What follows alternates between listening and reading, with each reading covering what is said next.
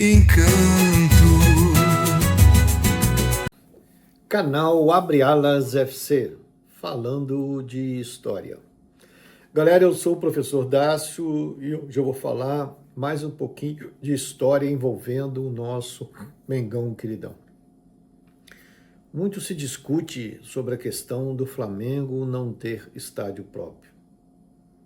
Particularmente, em que pese a opinião dos antes, eu entendo que o Malvadão não precisa de casa própria, pois onde quer que esteja, ele transforma qualquer estádio em sua casa.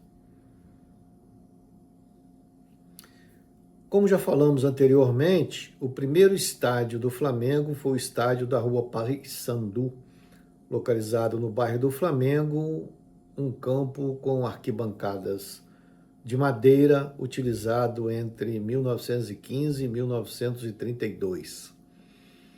Posteriormente, foi construído o estádio José Bastos Padilha, o nosso estádio da Gávea, que foi o primeiro estádio profissional do Flamengo, inaugurado em 1938.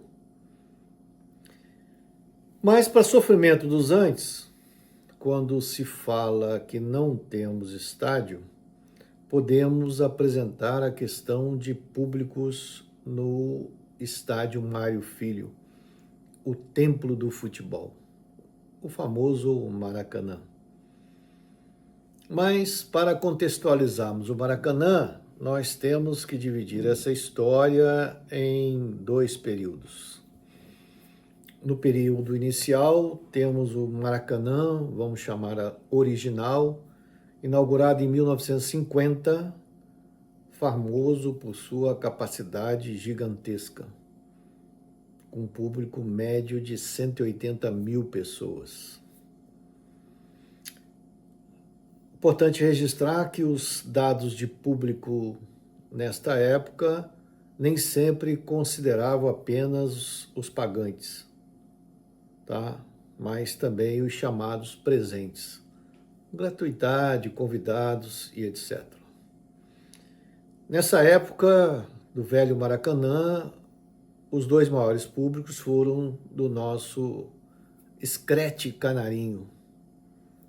Julho de 1950, Brasil 1, Paraguai 2, final da Copa do Mundo, com um público de 199.854 torcedores.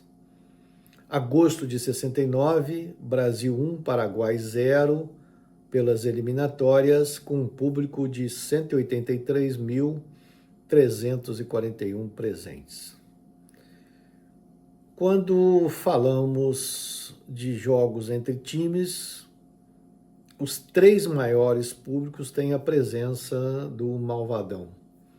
Dezembro de 63, decisão do Carioca, Flamengo-Fluminense com 169.603 espectadores. Março de 54, outro Fla-Flu, Flamengo 1, Fluminense 2, Campeonato Carioca, com um público de 177.020 torcedores. Março de 74, Flamengo e Vasco 0-0, Campeonato Carioca, 165.358 torcedores. Após a grande reforma para atender os critérios da FIFA para a Copa do Mundo de 2014, o estádio passa a ter a sua capacidade reduzida para cerca de 78 mil pessoas, variando muito em função de exigências de segurança e outras questões. A curiosidade é que o maior público registrado não envolveu nem a seleção brasileira e nem um time brasileiro.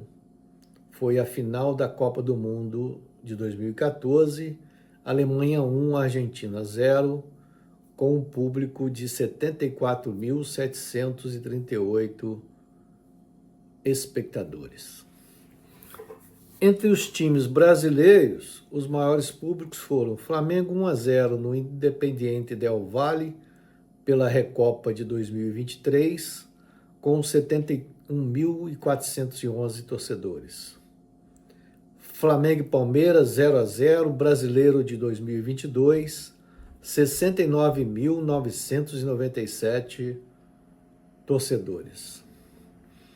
Flamengo 3-0 no Independiente Del Valle, na Recopa de 2020, com um público de 69.986 torcedores.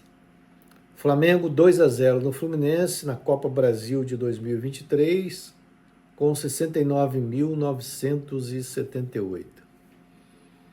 Uma curiosidade é que na final da Libertadores de 2019, aquele jogo histórico de Flamengo 2, River Plate 1, foram colocados telões no Maracanã. E olha, neste dia estiveram presentes 69.981 torcedores. Outra curiosidade é que o nosso Zico é o maior artilheiro da história do Maracanã. Só para corroborar essa questão de estádio, é importante registrar que quando o Malvadão atua como visitante, a média de públicos é em torno de 29 a 30 mil torcedores. Então, se não temos estádio próprio, ter nosso estádio é uma questão de tempo. Mas enquanto não acontece, nós vamos por aí quebrando recordes e recordes de público. Galera, eu queria pedir a vocês que não esqueçam de deixar o seu like, de se inscreverem no canal e de compartilhar a programação com amigos, parentes e familiares. Fica o convite para estarmos juntos terça-feira, 19h30, no Arena FC, o programa onde o chat define o tema. Canal Abre Alas FC. O esporte é nosso manto, o chat é a nossa nação. Saudações, galera. Deixa o like aí. Abre alas com história e coração. Abre alas com humor e emoção. Abre alas saudando nosso manto. Abre alas com raça, amor, paixão, encanto.